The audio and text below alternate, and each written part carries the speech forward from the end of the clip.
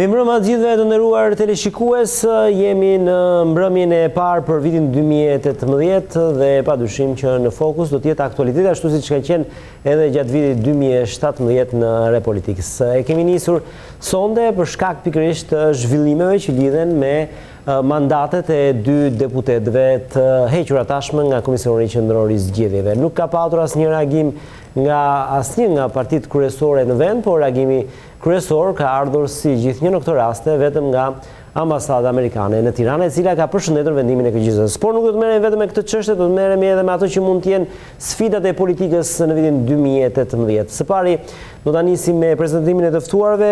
Është me ne në studio Gjergj Koja, politikan. Mirëmbrëma zoti Koja, mirë se erdhe. Një vit i mbar, meqense jemi në puntatën e parë. Me mua në studio është Ilir Kalema, analist. Mirëmbrëma Ilir. Edhe juve ju uroj një vit sa më të mbar në këtë pjesë të parë të emisionit për sot. Aleksandr Qipa është me ne, mirëmbrëma Qipa, dhe gëzuar gjithashtu. Kënaqësi, gëzuar gjithë. Si dhe Basir Çollaku, gazetar, mirëmbrëma Basir, gëzuar gjithashtu. Gëzuar. Do ta nisim me temën e parë, që është padyshim heqja e mandatit të dy deputetëve. Ndjekim një material që flet për këtë ngjarje që ka qenë, le të themi, kryet tema e ditës së sotme, edhe pse u fol se do të kishte një vendimarrje të shtyrë nga Komisioni Qendror i Zgjedhjeve me 5 vota me antarët e, le ta themi, të PS-s dhe të PD-s, është hequr mandati i dy deputetëve. Ndjekim kronikën dhe rikthehemi në studio. Komisioni Qendror i Zgjedhjeve i heq mandatin deputetit të PD-s Aqif Rakipi dhe atij të LSI-s Gledion Rehovica. KQZ pranoi kërkesën e prokurorisë, sipas së cilës dy deputetët duhet i ndërpritej mandati, pasi nuk kanë deklaruar ndalime në Itali, ku janë akuzuar për vjedhje dhe blerje të objekteve të vjedhura. Vendimi i KQZ-s ishte me 5 vota pro, ndërsa bojkotojnë votimin Gëzim Veleshnja, i zgjedhur antar me propozimin e LSI-s, dhe Hysen Osmanaj, i cili mungonte në këtë mbledhje. Anëtarin publik zotin Gledion Rehovica, deputeti i Kuvendit të Shqipërisë, Komisioni Qendror i Zgjedhjeve vendosi në praninë 5 antarëve me 5 vota pro të shpallë pavlefshmën dhe përfundimin e parakohshëm të mandatit të deputetit zotit Gledion Rehovica, Aqif Rakipi, deputet i Kuvendit të Shqipërisë, Komisioni Qendror i Zgjedhjeve në praninë të 5 antarëve me 5 vota pro vendosi të shpallë pavlefshëm dhe përfundimin e parakohshëm të mandatit të deputetit zotit Aqif Karaman Rakipi.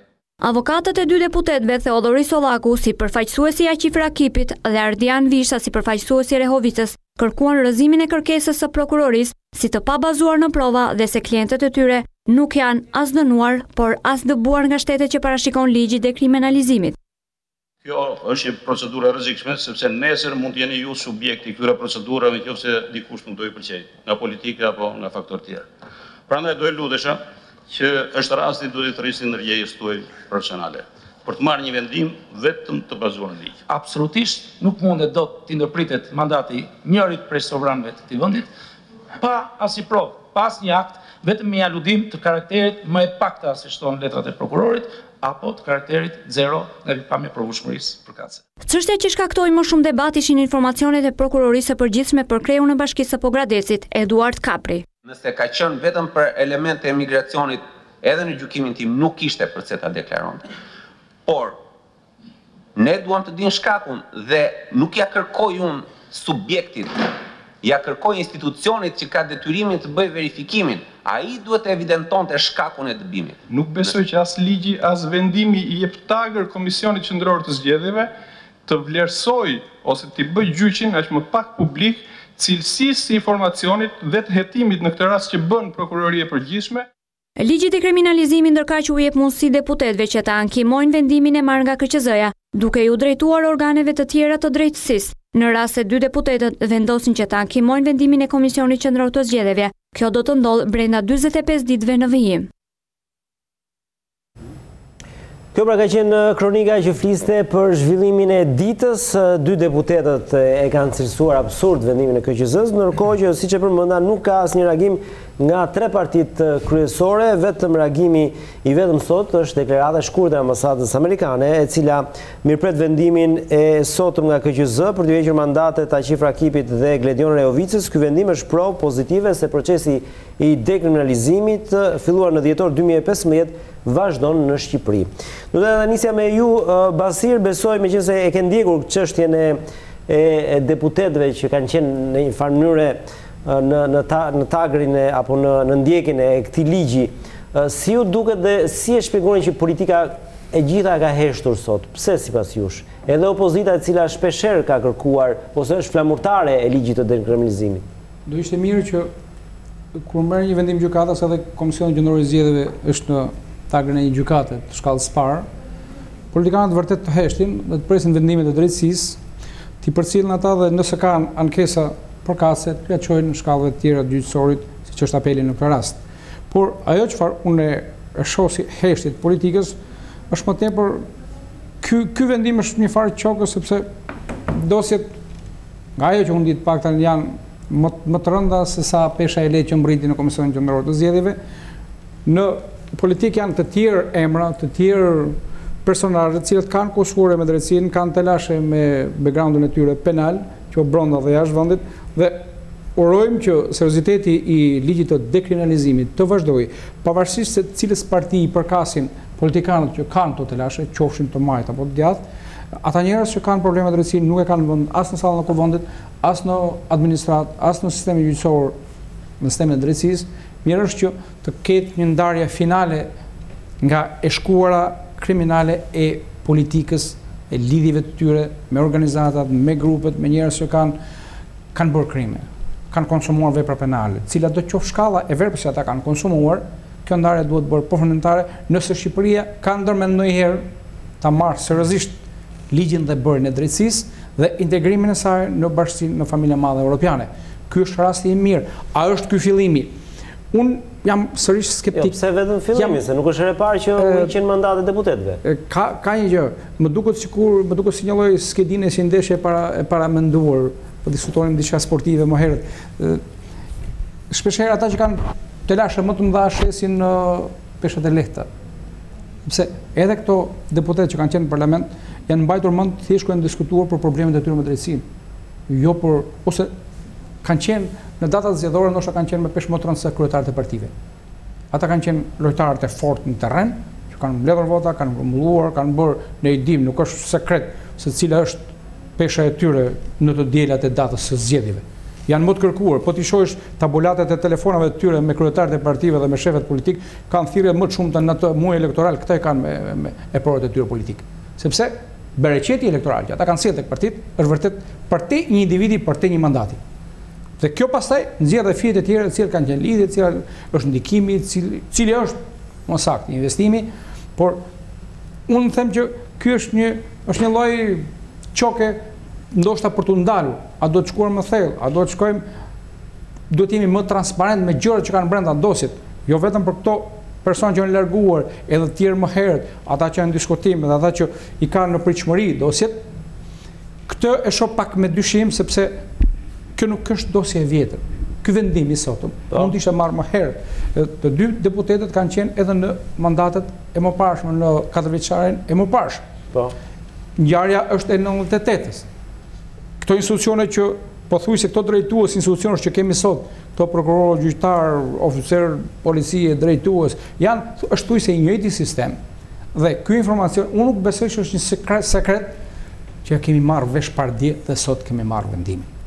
Në një farë mënyrë, presioni. Atëherë dalin dhe pyetja që mund ta analizoni gjithë së bashku, çfarë ka ndryshuar në këtë ditë para janari? Unë do të thoja që ultimatumi i ndërkombëtar i atyre ku ne pjesërisht jemi bërë pjesë dhe plotësisht pretendojmë të bëhemi, është i pa kompromis.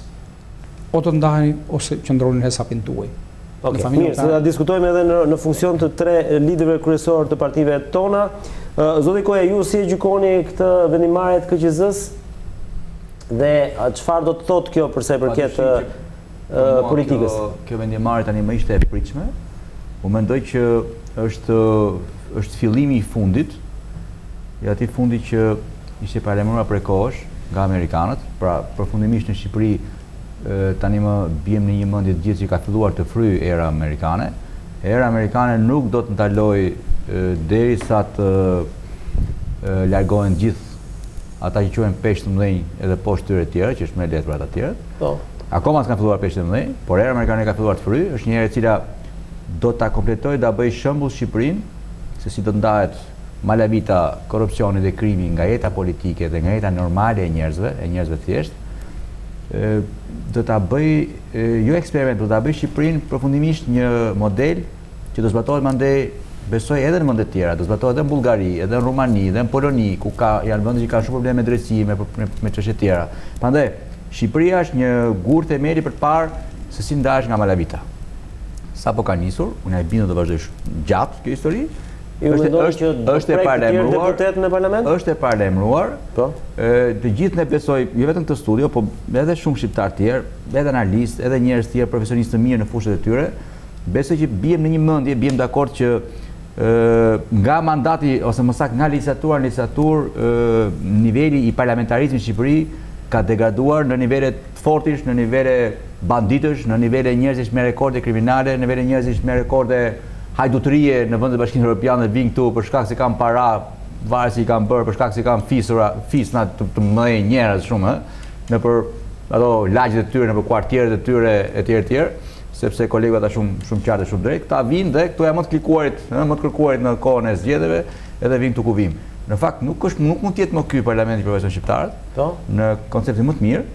Ngjarjet që filluan të ndodhin tani në janar, heqja këtyre mandateve apo edhe çfarë pritet më tej, të paralajmëruara nga ambasadat amerikane, e cila padyshim e ka ndarë mendin që në shprehje vullnetit të Shtetit Amerikan në Shqipëri të bëj pastrimin një herë mirë, nëse ne vërtet duam të futemi në Bashkimin Evropian, nuk të fut njëri në BE me malavitën si e kemi ne. Ambasadori Luka folur për peshë në janar, po ato çfarë ndodhi, pra këtë po them, ajo që sapo ka filluar, pra ky fillim i fundit që unë thash, në fakt justifikon edhe atë dhunën idiote të pa shembull, dhe pa precedent që ndodhi në parlament para pak ditësh apo jo, në momentin e betimit të prokurores së përgjithshme të përkohshme, që me sa duket përveç se ndonjë protagonizmi politik të egzageruar në raport me një rivalitet brenda opozitës, me sa duket fsheh brenda frikë tjetër, dhe me që po shohim ngjarjet po rrokullisen në këtë drejtim. Pra në këtë fillim fundi, sepse në fundit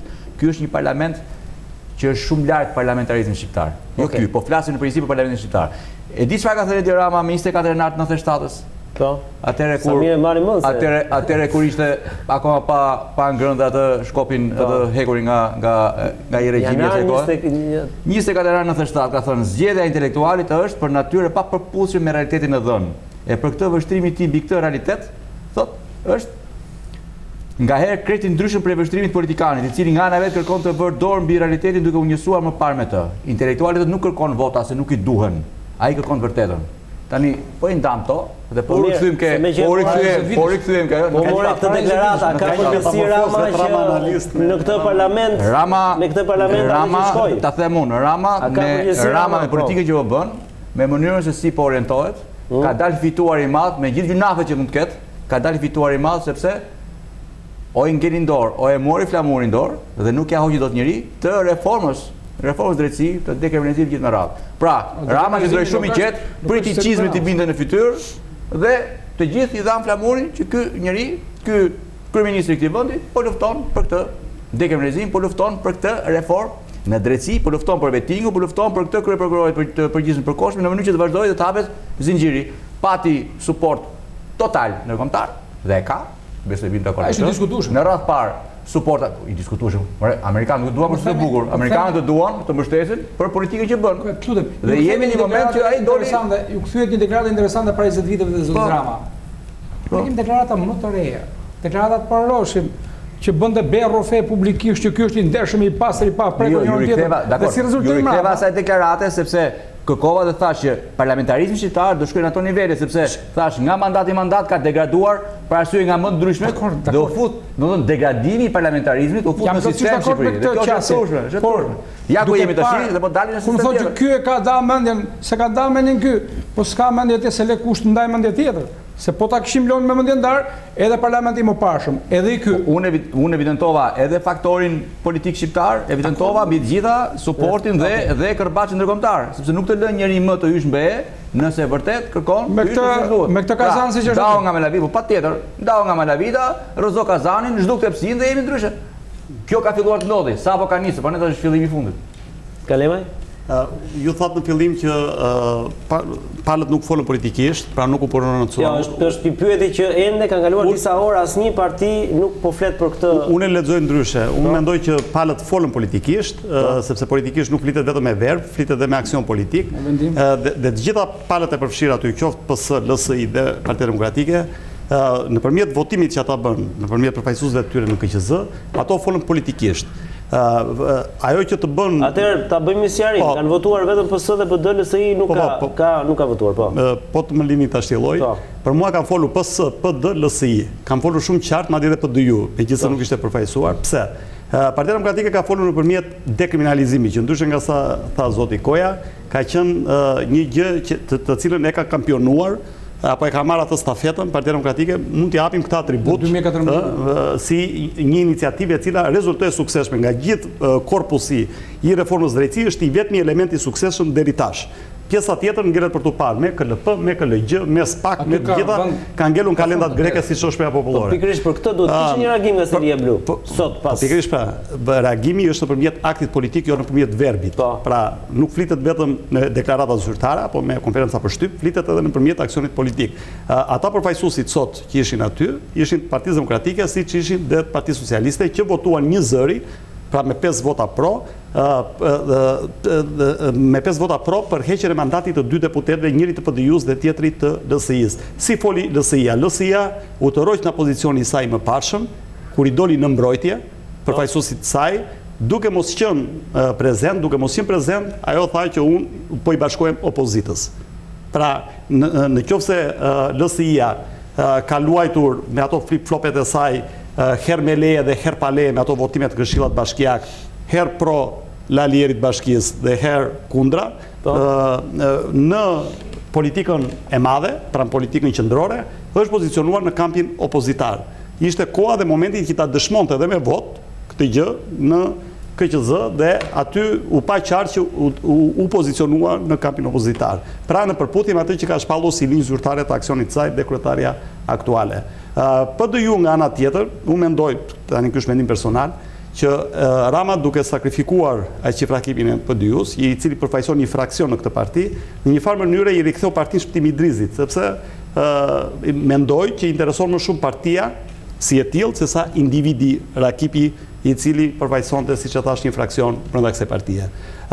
Pastaj me këtë do zvendësohet ky, cili do jetë pozicionimi, sepse paradoksi këtu është që ai që zvendëson Rakipi duke qenë edhe i dyti në Elbasan u të roq, është ish kryetari i Partisë Socialiste të Gramshit, ish kryetari i Bashkisë të Gramshit, i PS-s, më pas kaluar me LSI dhe një muaj para zgjedhjeve kaluar me PDU-n.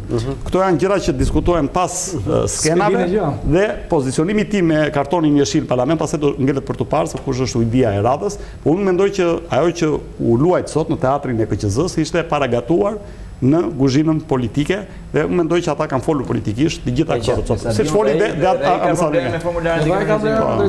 Çipa, tek ky moment se duket sikur pavarësisht se duket ka qenë thjesht, por duket sikur antarët e KQZ-s kanë votuar nga halli dhe duket sikur ka qenë ky imponimi amerikan që i ka bërë të votojnë.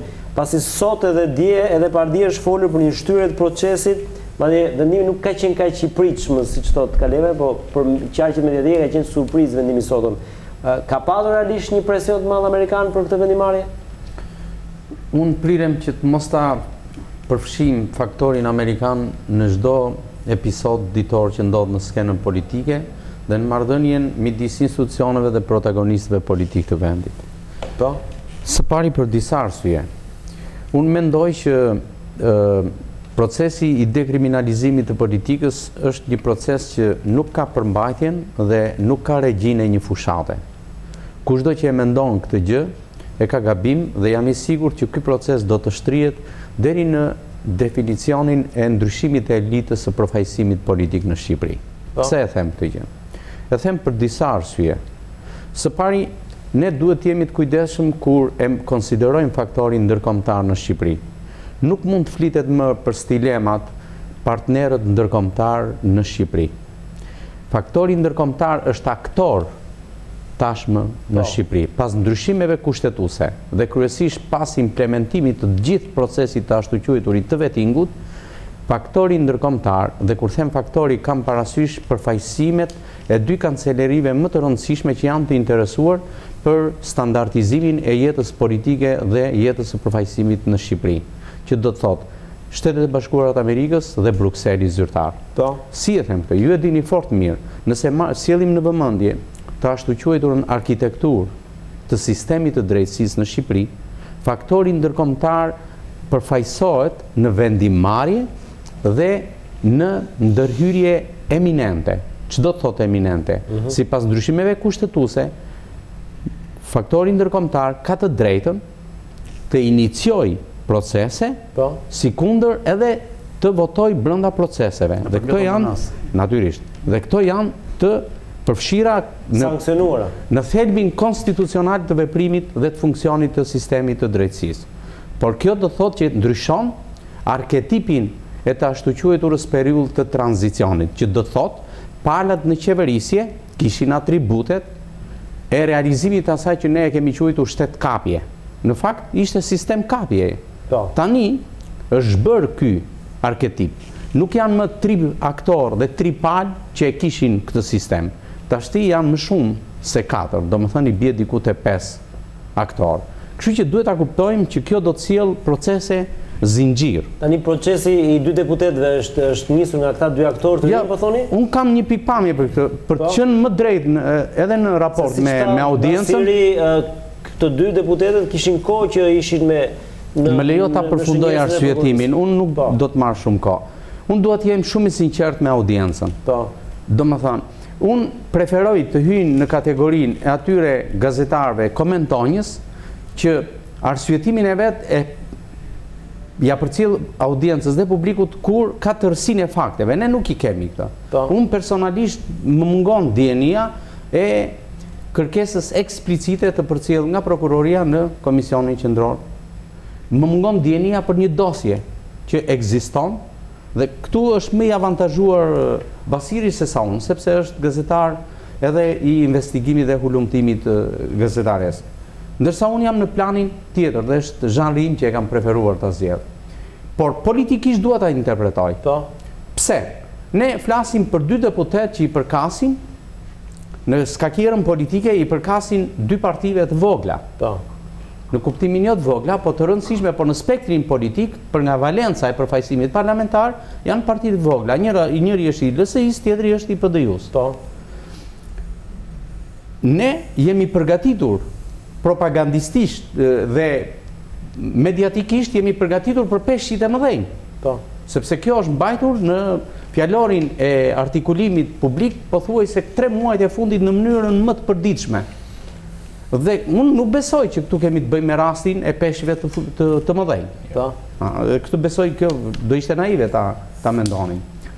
Por, kjo padyshim që mund të jetë një kapitull vijus i procesit të dekriminalizimit. Dhe për këtë, klasa politike bën rezistenca të dukshme dhe të padukshme. Kur them klasën politike, ne e dim shumë mirë se kemi disa oligark politik në skenën politike të vendit. Dhe ata oligark nuk mund të lëshojnë kaq të lehtësisht atë që e quajnë pushtet të tyre. Dhe do ishte naive ta mendoje këtë gjë. Dhe jam i sigurt që rezistenca e tyre është pjesë dhe në thelb për bën atë që quhet vonesa e procesit të vetingut. Pse sot nuk funksionon Republika juridike në Shqipëri? Vetingun tashmë politika s'ka. Jo, në pikpamjen kohore. Po pra, këtë po them.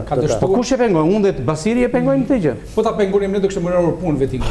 Atëherë ka një gjë që ne tepër e shohim gjustësisht. Megjithatë do ta vazhdoj arsyetimin, vazhdon. Jo, vazhdo, s'ka. Ne bashkëbisedojmë. Tek fjala e ambasadorit amerikan kryesisht, unë nuk e kam qef këtë ambasador Manin që ka plas në Shqipëri. Ne kemi quajtur ambasadorokraci.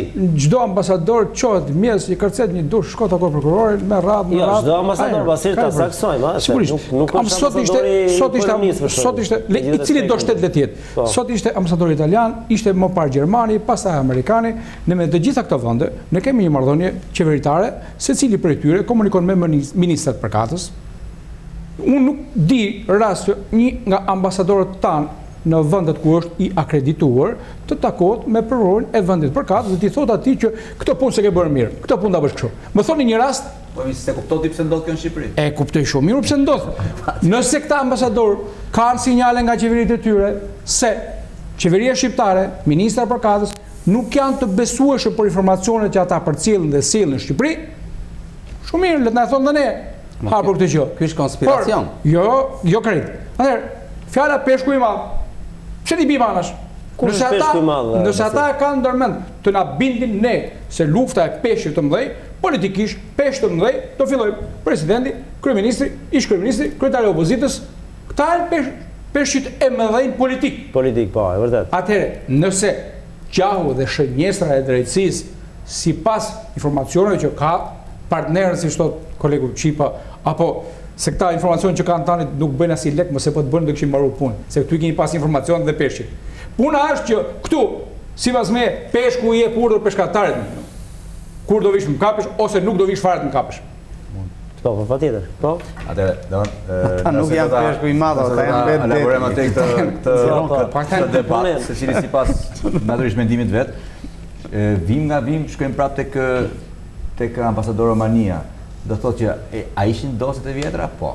A ishin këta që kishin mandat edhe... Po këta ndërmëtarët nuk e dinin? Derisa të orën e kaluar? Nuk e dinin? Do thotë që ne vim pikërisht tek ambasadori shqipfolës, i cili të vjen këtu, dhe ta thotë shqip, se çfarë do ndodhi, dhe po ndodh. Se ç'është gjuhë? Jo pra. Shqipfolës tashun. Edhe vitin e shkuar, edhe vitin e poparë. Jo ç'është gjuhë, jo që njeh shqipe, thash shqipfolës. Do të ka fol shqip, tu shqip fare. Më ka fol anglisht dhe shqip do kishim marrë para 2 vitesh. Dhe jo më foli shqip që në momentin kur filloi të maste orën ke Kyçidorës. Pra që në atë moment aty filloi rokopuja për gjithë Malavitën e para. E dyta, peshku the i jep urdhër peshkatarit. Atëre ç'a ndodhi? Ndodhi që ne erdhi, po pra që ne. Atëherë erdhi një peshkarigje tjetër në uret tona. Dhe neve se nuk na intereson ato që zihen parlament gjymëçishme. Thonë jemi sovran. Jemi sovran. Jemi sovran. Nuk jemi kur e çem shtetin aty ku e çuam në 97-ën, kishim nevojën atyre për ta ngritur shtetin. Tash jemi sovrane dhe ne e bëjmë vetë krimin, bëjmë vetë Malavitën, ne e bëjmë gjithë. Japim urdhra. Orë zotri. Këta kohë sot prokurora për kush i erdhi në zyrë? Ai e vendin atë. Kush i erdhi në zyrë për përgjithësi? I erdhi ambasadori i shtetit përballë Italisë. Kështu? Erdhi ambasadori i një vendi i cili ka kaluar. Çfarë ka për të konsumuar ky ambasador? Një minutë. Ja ta them. Po ti në punën si unë komentoj të lutem. Jemi të ngatuar me dashje. Një batut, mos ikim pak. Erdhi mund ta mbaroj vetëm një batut. Erdhi kryeministri, vetëm një batut. Vjen ambasadori. Po sepse gjithta më zotëri, gjithta që po kapen, gjithta që po bien në rrjetën e dekriminalizimit. Unë dua që gjithë kanë Malavitat, i kanë problemet ande. Të shkojnë te ministri i brendshëm, të shkojnë te njerëz që janë mandatuar për qeverisur dhe të thonë ja ku e peshë të ka. Po aty shkoj. Ata kanë shkuar aty. Ambasadori aty shkoi për tek institucioni. Aty ta fillojmë më herët. Basir të lutem, nuk do ta ndërpres pasionin tënd. Vetëm thjesht të saktoj. Jo, nuk do të ndërpres. Po vetëm për detin, se meqense unë dhe Iliri jemi bijtë e detit edhe e njohim mirë. Mos e kanë turzi. Po ambasador, aq më tepër, më vjen mirë. Mirë, dakor. Tani, është e vërtet që peshku nuk ndodh të jap urdhër peshkatarit. Por peshku Karemi jep gjithmonë urdhër peshkatarit. Por tani po të filloj. Kjo është për peshë dhe ure thella, atë nga jone, nga gatiku po ndryshe. Poetike, mos sa bëj poetike, kjo është substanciale. Jemi këtu për poetike. Është substanciale. Është semantik. Jemi ke është semantik funksionale. Balen skemi në ure tona, skemi balena. Ne të gjithë tu e kemi tepruar me këtë përulje ndaj ambasadorëve, ndërkombëtarëve. Po analizojmë fenomenin që ndodhi. Ju njëni mirë dhe politikë. Lutem, po patjetër. Një pyetje të lutem. Po jep atë urdhën. A është hequr ndonjëherë fjalia është bërë progres, por duhet bërë më tepër nga 27 vite të raportit të rrugëtarëve? Ta them unë. Është hequr 26 maj 96-s, që nuk u njohën zgjedhjet e para nuk u njohën. E dyta, është hequr para se një vit. Është hequr në zgjedhjet 2001-shit. Ku thanë me këto që keni bërë presidenti takon opozitës. Po. Dhe ta vazhdojmë tjetër. Ne po t'jap luftë, unë po them për jashtë luftë, pse për luftë? Si ishte 26 maj luftë? Si ishte 27 luftë ishte? 26 maj 96. Nuk ishte luftë 2001-shi. Dhe kështu me radhë. Pra po t'jap dy momente. Nga mënyra si u bën zgjedhje ishte. Më lë të mbaroj dy mendime kisha për sa përket ambasador Romanisë. Ju lutem shumë. As unë dhe as ju nuk bien dakord dhe nuk ndjehemi mirë kur këtu të vjen dhe të bën ligjin një ambasador. Por ama unë jam i turpëruar që në këtë vend krimi është ulur këmbkryq apo jo, i organizuar, si duash ti, një hap përpara shtetit gjithmonë në të gjitha nivelet të jep urdhër, me celular ose pa celular. Kështu? Atëherë, erdhi ambasadori shqiponës dhe tha, ky vend do ndryshojë ndryshe. Dhe nuk tha ai për qeft vet. Tha se ky është linja e atij shteti fal të cilit ne ekzistojmë. Dhe do ti dhe unë në këtë vend, po ndodh, jemi detyruar dhe shkuan ata në parlament, votuan vetingun, votuan si beca vetingun, pasi thirrën gjithë një nga një në mënyrën më të pacitshme. Edhe ata që votuan që të hapen dosjet e tyre. Një minutë. Çfarë votash ka brenda? Përfundimisht. Themi që pra, ky ambasador vendosi këtu diktatin e Shtetit Amerikan që ky vend do bëhet e para. Dhe kështu po ndodh. Dhe e dyta. Ku shkoi sot në zyrën prokurorës përgjithshme? Ambasadori italian. I atij vendi, i cili ka kaluar një kalvar të gjatë, një kalvar të gjatë të mafjes dhe të krimit të organizuar. Presim, shkoi ambasadori i atij vendi. Ambasador mjesin nuk do dalin punën. Shkoi ambasadori i atij vendi në zyrën prokurorës përgjithshme që prodhoi falcone dhe porselinën në ky vend, o do shkoi në prodhimin e falcones dhe porselinës ose ndryshe nuk ka të ardhme. Dhe e treta, shkoi ambasadori i atij vendi ku rekordet kriminale të shumë përfaqësuesve të jetës biznesit dhe politike ke atje. Të jemi më gjatë këto ditë. Ne jemi këtu. Na kanë një vendim pak më ndryshe domethënë. Ambasadorët duhet punojmë ne? Basisht se do kalojmë tek ky shturbion. Ky shturbion ti pse i bër kaq parazi në raport me krimin në shturbion. Mos pres nga ambasadorët, ta bëjmë punë vetë. Po mirë, personalisht kam një vendim ndryshe nga Basiri nga Gjergji, sepse unë mendoj që roli shpërfjestimor i ambasadorëve është i justifikuar me faktin që vetë klasa politike në Shqipëri i ka ftuar ata të marrin një rol protagonisti në këto 27 vjet. Se është ka për vetë klasa politike vendet. Absolutisht, po për shumë arsye. Për shkak të mungesës shtet ndërtimit, për shkak të mungesës institucioneve funksionale, dhe unë jam dakord të për ta vijuar pak logjikën e asaj që tha Çipa pak më parë, ne jemi kthyer nga një demokraci hibride, siç e ka përcaktuar Freedom House këtu e 27 vjet, në një demokraci të supervizuar. S'kemi demokraci fare. Pra, çdo të demokraci e supervizuar do të thotë që këtu pesha ose sovraniteti kufizuar, pra me ONM-n që ata kanë futur në kushtetut, pra jo vetëm në korpusin legal, po dhe mbi atë që qëndron mbi këtë korpus, si është kushtetuta vet, këtë rol, pra rolin e supervizimit, rolin e kontrollit, rolin e inicimit të procedimeve penale, rolin e dekriminalizimit qendror, në këtë sens u pa dhe deklarata e ambasadës amerikane me njëherë pasi ndodhi sot revokimi i mandateve, e kanë marrë vetë Brukseli dhe Washingtoni. Përse këta kanë një rol shpërpjestimor të vim të situata aktuale? E para si ka ftuar, siç e tham, vetë klasa politike. E dyta se kanë probleme akute në vendet e tyre. Nëse ambasadori holandez vinte të ankohet në Shqipëri, ankohet sepse policia në Holland, raportet e saj të fundit, pavarësisht diletantizmit ambasadores tonë atje, që i mohonte këto raporte, tregonte që në mënyrë të shpërpjestimuar krimi shqiptar në Amsterdam ishte rritur ndjeshëm në këto 2 vitet e fundit. Nëse Gjermania apo Franca vinë sepse azilantët shqiptar kanë shkuar në 800.000. Do me thënë, disa nga shifra që është 1/3, 1/4 e popullsisë në më pak se 4-5 vitet e fundit. Në qoftë se të vjen ambasadori italian dhe kërkon takim me prokuroren e përgjithshme, të vjen sepse ti kontrollon sot 1/3 e trafikut të kanabis sativa në Europë, e cila kalon përmes Italisë, përmes brigjeve të Adriatikut. Ky është një problem jashtëzakonisht i madh dhe i qëndësishëm për Italinë, e cila ka pasi problem të saj me mafin, për këtë arsye kanë ngritur dhe një komision antimafia, i cili është mjaft efektiv në vendin fqin, dhe gjithë mekanizmat për të kontrolluar. Disa nga treguesit i lirë kanë diskutime. Pra, cila pjesë? Pjesa e lëvizjes qytetarëve shqiptar drejt vendeve të Evropës qendrore. Jo, po shqetësim për ndërkombëtar. Po ndërkombëtar. Unë po të them ata reagojnë nëpërmjet ambasadorëve. Për të qenë korrekt. Statistikat e Britanisë janë shumë shqetësuese për grekët që janë zhvendosur gjatë periudhës nga viti 2010 deri në ditën që po flasim. Më shumë për grekët se sa për shqiptarët. Më fal. Unë flas duke qenë korrekt me shtypin. Këtë çështje e njohur nisë për shtypin tonë. Jo, po kam bërë një studim për këtë. Dhe ka një diferencë mes asaj që thoni ju, në lidhje me numrin e emigrantëve dhe numrin e emigrantëve apo stereotipet jep media për kriminalizimin, shkallën e kriminalizimit të këtyre emigrantëve në një vend të caktuar. Dhe të them me siguri maksimale, po desha të citoj dhe burimet, që në Britaninë e Madhe faktori kriminal shqiptar, pavarësisht statistikave zyrtare, pavarësisht statistikave për theksoj, dhe mund të jap dhe studimin në fund të emisionit, stereotipi që kanë ai zitosh aspekti i kriminali i shqiptarëve të tjerë, pra mënyra se si këto stereotipe jepen në media dhe si këto përcjellen në opinionin publik, janë shumë herë më të mëdha se sa e grekëve, slavëve dhe kështu me radhë. Jo vetëm Britaninë e Madhe, por edhe në Danimark, edhe në Itali, edhe në Çekoslovaki. Shtypi më i rëndësishëm dhe më i besueshëm në Britani, përjashton The Mirror apo Daily Mail, mediat e tjera, të them drejtën, janë në një qasje të ndryshme. Mos hapemi shumë. Janë në një qasje të ndryshme. Përpara se shkojmë publicitet, kaleva këtë pra në çdo lloj ballaballati për peshku, se peshku peshkatari, se më pëlqeu batuta. Batuta që mund të them unë është që në vend merren me peshje e peshkaqen merren me cironkat. Sardele totalisht. Jemi ende herët, janë vetëm ditët e para të janarit. Publicitetet më pas do të rikthehemi të flasim për sfidat e politikës së këtij viti. Viti sa grek